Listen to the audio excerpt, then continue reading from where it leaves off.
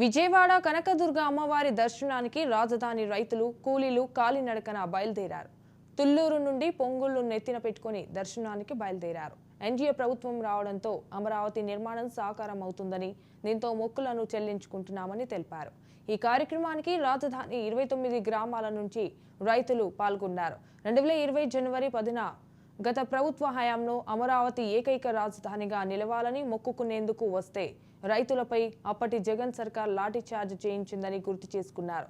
అప్పట్లో వారిని అడ్డుకునేందుకు దారి పొడవునా రోడ్డు కడ్డంగా ఇనుప కంచెలు ఏర్పాటు చేయించారని తెలిపారు.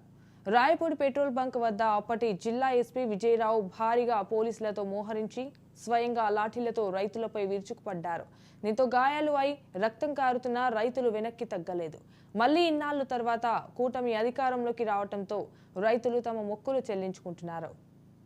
ఈ ముగ్గురమ్మల మూలపుటమ్మ బెజవాడ కనకదుర్గమ్మ తల్లికి పాదయాత్రగా మేము కాలినడకన ఇంద్రకీలాద్రి చేరుకుని అమ్మవారికి ధన్యవాదాలు తెలియజేసుకుని మా శక్తి కొలది ఈ చీర సారా సమర్పిస్తున్నాము. జై ఆంధ్రప్రదేశ్. అమ్మ దయ ఉంటే అన్నీ ఉన్నట్లే. ఈరోజు అమ్మ దయ ఉంది కాబట్టే రాష్ట్రాన్ని అభివృద్ధి పదంలో ముందుకు నడిపే నాయకుడు సింహాసనాన్ని అధిష్ఠించాడు.